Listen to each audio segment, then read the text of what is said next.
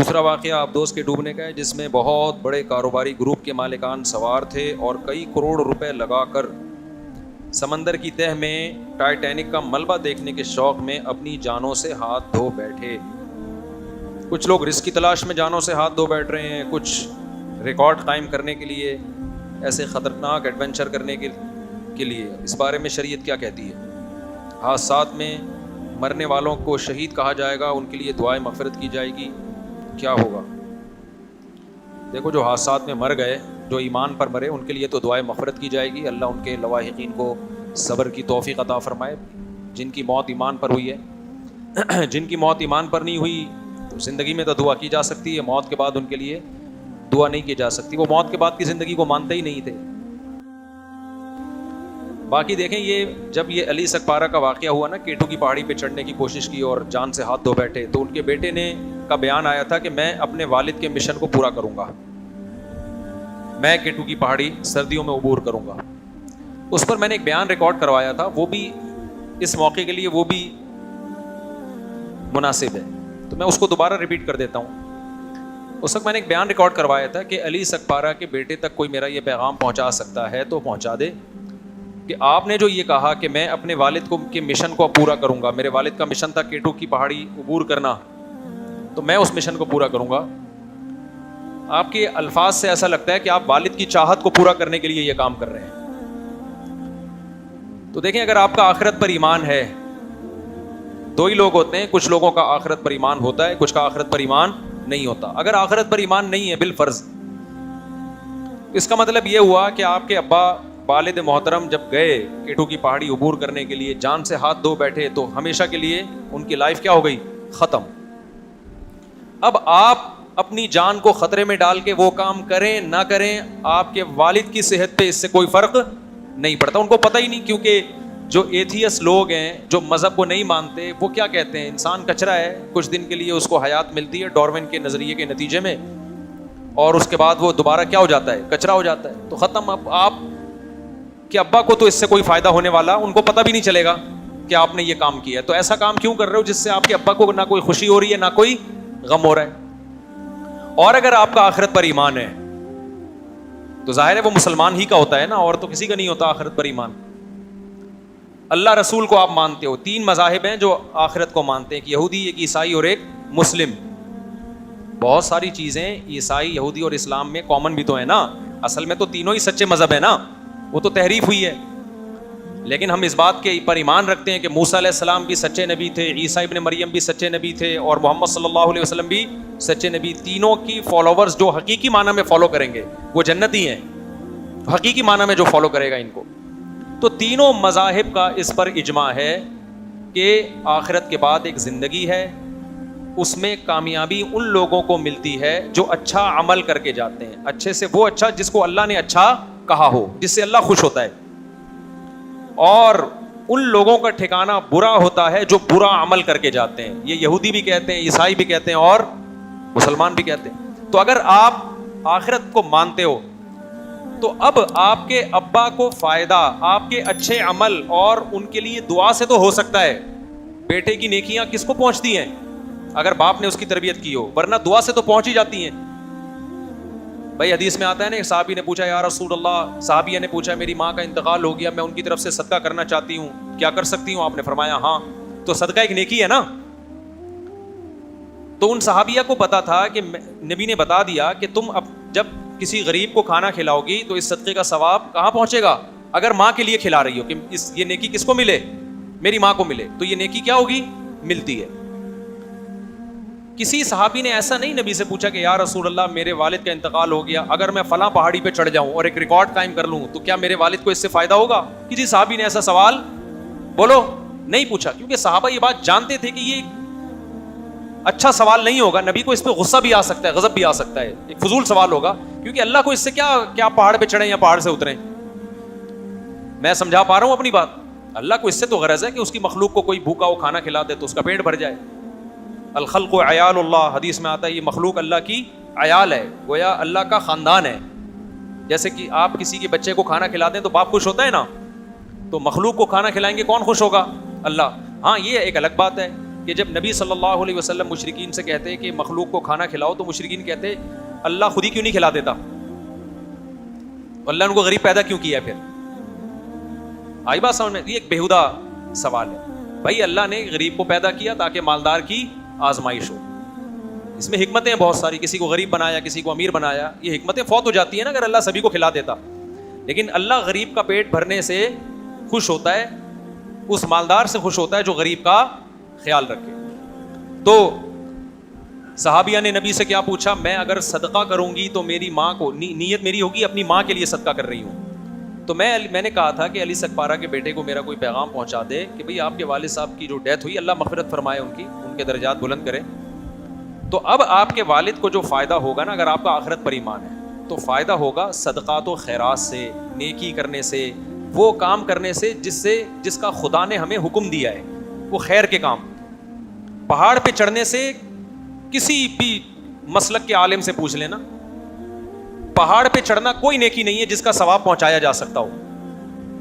سمجھ میں آ رہی بات کہ نہیں آ رہی؟ تو آخرت پر ایمان نہیں ہے تو بھی یہ کام فضول ہے, آخرت پر ایمان ہے تو بھی یہ کام کیا ہے, فضول ہے, اس کا کوئی فائدہ نہیں.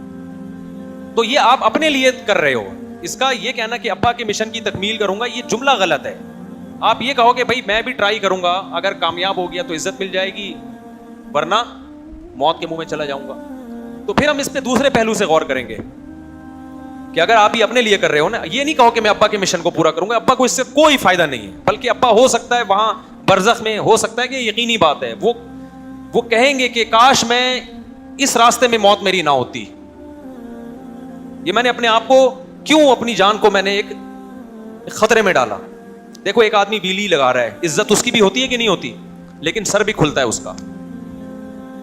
جب اس کا سر کھل جاتا ہے نا بیلی لگانے والے کا, پھر وہ کہتا ہے کاش میں نے عزت کا یہ طریقہ حاصل نہ کیا, یہ اختیار نہ کیا ہوتا عزت کا میں نے یہ طریقہ. بعض ہم نے دیکھے ہیں کہ وہ پائیدان پہ بیٹھ کے بائک چلا رہے ہوتے ہیں. میں ڈیفینس گیا تھا, بچپن کی بات ہے, ہمارے دوست لے کر گئے, وہ سی وی یو پہ ریسیں ہو رہی تھی. ہمیں شوق ہے ہر جگہ گھسنے کا, اگرچہ ہم بچپن کا اتنا بھی بچپن کی مولانا بن چکا تھا, میں جائز جگہوں پہ جانے کا, ناجائز اللہ کا شکر ہے اللہ بچا کے رکھے ہم سب کو. ابھی ایک ڈاکٹر سے میری ملاقات ہوئی, وہ مجھے میں نے ان سے کہا آپ کیا کرتے ہیں, انہوں نے کہا میں ہارٹ اسپیشلسٹ, میں سرجن ہوں ہارٹ کا. بڑی عقیدت سے مل رہے تھے نا, مفتی صاحب. میں نے کہا اتنی عقیدت کا کوئی کیش تو کرائے نا آدمی, فری پکڑ کی عقیدت. کہہ رہے میں آپ کا بہت بڑا فین ہوں. میں نے کہا آپ میرے بہت بڑے فین ہیں؟ میں نے کہا ہاں. میں نے کہا بہت زیادہ بڑے؟ انہوں نے کہا بہت بڑا فین ہوں. میں نے کہا مجھے کوئی ہارٹ سرجری دکھائیں. بھائی سرجن تو آپ ہو نا, آپریشن آپ کرتے ہو, میں یہ عمل اپنی آنکھوں سے دیکھنا چاہتا ہوں. انہوں نے کہا ٹھیک ہے, مجھے لے گا, آپریشن دکھایا انہوں نے. میں نے بلاگ بھی بنا لیا, ڈال دیں گے انشاءاللہ. لیکن وہ اوپن ہارٹ سرجری نہیں تھی, وہ رنگ والا تھا. چلو کچھ some thing is better than nothing. آئندہ کوئی اوپن ہارٹ سرجری والا فین نکلا تو ہم اس کو بولیں گے بھائی ہمیں یہ والا دکھاؤ, اندر سے دل دھڑکتا ہوا دیکھنا ہے ہم نے. گائے بکرے کے تو دیکھے ہیں, وہ بھی بیچاروں کے ذبح ہونے کے بعد دیکھے ہیں نا, انسانوں کے زندہ کا دھڑکتا ہوا. تو فین ہونے کا فری پکڑ کے فین تو آپ کو بہت سارے مل جائیں گے نا. تو مجھے شوق ہے ویسے ہی تھوڑا سا, ہر فیلڈ میں تھوڑا سا ویسے ہی ایک شوق ہوتا ہے نا انسان کو کہ دیکھے کیا ہو رہا ہے. تو ہمارے وہ دوستوں نے کہا کہ ڈیفینس میں بیلیاں لگاتے ہیں لڑکے, ریسنگ کرتے ہیں. ہم نے کہا چل بھائی دیکھتے ہیں جا کے. لگانا نہیں ہے, یہ کام کرنا نہیں ہے, دیکھنے میں بے وقوفوں کو دیکھ لو بھائی, کیا ایسے آپ کی تفریح, ان کا سر کھل رہا ہے. آپ کہہ سکتے ہو ہمارے جانے سے ان کو موٹیویشن مل رہی ہے, تو یہ صحیح نہیں ہے. میرے جانے سے کوئی موٹیویشن ان کو, کیونکہ میں مشہور تھوڑی تھا. چھپڑ میں اتنے لوگ گئے ہوئے, ہم بھی چھپڑ میں جا کے بیٹھ گئے. اچھا میں جب گیا نا تو وہ کچھ لڑکے لگا رہے ہیں, بیلی لگا کے نا گھما بھی رہے ہیں بائک کو بڑی خطرناک طریقے سے. کچھ ریسنگ لگا رہے ہیں, کچھ پائیدان پہ بیٹھ کے جا رہے ہیں. بیٹھنے کے لیے کمپنی نے سیٹ بنائی, وہ کہاں بیٹھے ہوئے ہیں, پائیدان پہ نا بالکل ایسے بیٹھا ہوا ہے, اور صرف 2 ہاتھوں میں ہینڈل اس کا, اور چلا رہا ہے. اب وہاں یہ لڑکوں میں بحث چھڑ گئی, جو میرے دوست احباب تھے. میں نے کہا یہ بے وقوف لوگوں کا کام ہے, یہ عقل مندوں کا کام نہیں ہے. اب وہ ہمارے دوست کہنے لگا بے یار یہ تو مولوی لوگ تو ایسے ہی باتیں کرو گے, یہ انجوائے کر رہے ہیں لائف کو, بیلی لگا رہے ہیں, دیکھو مزہ آ رہا ہے, ریسنگ ہو رہی ہے. میں نے کہا میرے بھائی یہ مزہ 2 منٹ میں کرکرا ہو سکتا ہے, اتنا جان سے قیمتی کوئی چیز ہے؟ بولو نا.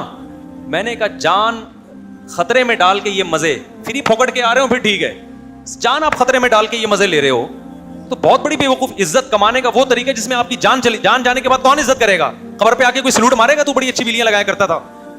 اچھا جو ویلی لگا رہا تھا اس کے سر پہ نا سلائی کا نشان بھی تھا, جو بڑا ویلر تھا. ایک دفعہ کھل بھی چکا تھا وہ ڈھکن, دوبارہ ڈاکٹروں نے رکھا ہے اس کی کھوپڑی کا, فٹ کیا, ایلفی سے جوڑا ہے پتہ نہیں کس چیز سے, پھر بھی عبرت حاصل نہیں ہوئی. اور ویلی بھی بغیر ہیلمٹ کے نا, اس میں زیادہ شو ہے کہ ہم ڈرتے نہیں ہیں. اب کیا ہوا کہ ہم بیٹھے ہوئے, میں ان سے کہہ رہا ہوں بھائی یہ بیوقوف لوگوں کا کام ہے, بہادری کے جوہر دکھانے میدان جنگ میں دکھاؤ, جان ہتھیلی پہ رکھو, پھر قوم کی جان بچاؤ, یا اور کوئی بہادری کا کام کر لو جس میں قوم کو فائدہ ہو, اپنے آپ کو فائدہ ہو, یہ کیا ہے؟ تو ہم یہ باتیں کر ہی رہے تھے کہ وہ جو پائیدان پہ بیٹھا ہوا تھا نا وہ سلپ ہوا, گر گیا بیچارہ.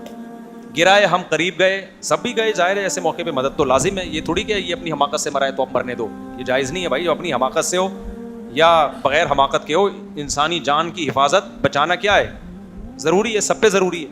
ہم سب گئے دوڑے ہوئے, تو لگ رہا تھا کہ ایکسپائر ہو چکا ہے, وہ اتنی سر پہ گہری چوٹ آئی تھی.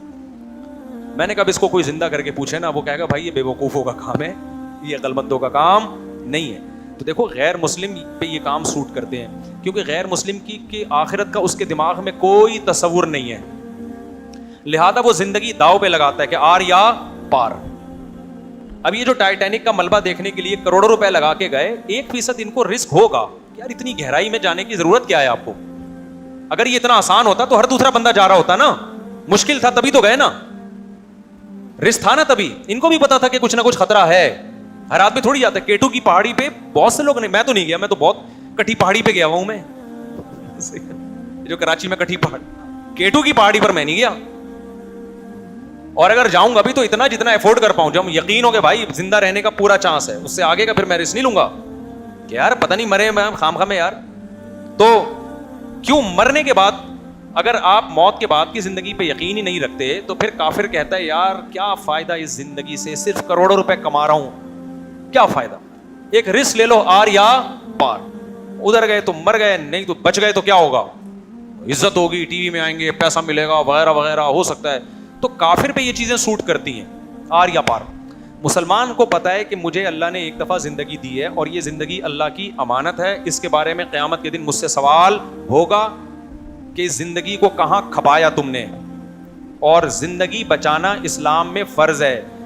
بہت سے مذاہب میں خودکشی حلال ہے, وہ کہتے ہیں انسان اپنی جان کا مالک ہے, جب چاہے ٹھا کر کے ختم کر دے. تو یہ مولویوں کو تکلیف کیوں ہو رہی ہے, وہ یہ کہتے ہیں مذہبی لوگوں کو تکلیف کیوں ہو رہی ہے, اسلام کیوں پابندی لگا رہا ہے. بہت سے ملکوں میں لیگل بھی ہے, یورپ کے بعض کنٹریز میں لیگل ہے. بھائی ایک بندہ نہیں زندہ رہنا چاہتا تو وہ مار دو نا. ہاں وہ یہ کہتے ہیں کہ اس طرح سے نہ پھٹو کہ چھیچڑی ویچڑی ادھر ادھر پھیل جائیں, تمہارے بدبو آئے, لوگوں کو وحشت ہو. تو انہوں نے ایک لیگل کر دیا ہے کہ بھائی آپ لائن لگائیں, آپ رجسٹریشن کروائیں, ڈیٹ ہم آپ کو دیں گے, اس وقت ہمارے یہاں فلاں کھمبا بجلی کا فری ہوگا, وولٹیج بھی اتنے آ رہے ہوں گے. اگر یہ کراچی میں ہو جائے نا تو فری ہوگا, ٹھیک ہے نا, کہ فلاں کھمبا ہے وہ گرنے والا ہے, وہ ویسے کسی پہ گرے گا, بے گناہ آدمی مرے گا, بہتر نہیں ہے آپ مر جائیں. تو خیر بعض یورپ کے کنٹریز میں ایسا ہے کہ انہوں نے لیگل کر دیا, تو لائن لگا کے تمیز سے آپ پھٹیں, اور کس طرح سے مرنا چاہتے ہیں وہ سب انہوں نے بتا دیا کہ یہ ایک سوٹیبل مینیج, ہر چیز کو انہوں نے آرگنائز کر دیا ہے. اسی کے وہ کیش کراتے ہیں اسی چیز کو. ابھی میں نے پورا بیان بھی اسی پر ہوا نا, ہر چیز کو کیا کر دیا ہے, آرگنائزڈ. تو ہمارے یہاں کوئی چیز اور کچھ بھی آرگنائز نہیں ہے نا, کوئی مینجمنٹ ہی نہیں ہے, تو سب ہو بہت کچھ صحیح رہا ہے لیکن الٹے طریقے سے صحیح ہو رہا ہے. ایک صاحب نے بڑی خاندانی بات کی, جہاز میں ایک صاحب سے میری ملاقات ہوئی, بڑے پڑھے لکھے لوگوں سے بعض دفعہ ملاقات ہوئی. انہوں نے کہا یار پاکستان میں جو غلط طریقے سے صحیح کر سکتا ہے نا وہ کر لے, کیونکہ یہاں صحیح طریقے سے بہت کچھ غلط ہو رہا ہے. نہیں یہ بات سمجھ میں, یعنی اگر رزلٹ صحیح نکل رہا ہے نا تو پہلے طریقہ غلط تو پاکستان میں کر لو, کیونکہ اگر غلط طریقے سے بہت سے لوگ صحیح نہیں کریں گے نا تو صحیح طریقے سے غلط کرنے والے اس ملک میں بہت ہیں. بڑی خاندانی بات ہے, سونے سے لکھنے کے قابل ہے. کبھی چھاؤں میں آئیں گے تو اس کا مطلب بتاؤں گا, یہاں بھی نہیں بتا سکتا. بعض چیزیں چھاؤں میں بتائی جاتی ہیں, یعنی کام غلط طریقے سے ہو رہا ہے لیکن رزلٹ کیا نکل رہا ہے, ملک اور قوم کی خیر خواہی میں, کسی فرد کی خیر خواہی میں. اور بعض دفعہ کام صحیح طریقے سے ہو رہا ہوتا ہے لیکن وہ رزلٹ اس کا کیا نکل رہا ہے, بیڑا غرق ہو رہا ہوتا ہے ملک کا. بڑی خاندانی بات کی میں نے, تو دل چاہ رہا تو گھر لے آؤں میں. جس نے کی وہ بھی بڑے عظیم آدمی ہے, ان کا نام لوں گا آپ حیران ہو جائیں گے, بولیں گے یار اچھا چھوڑو.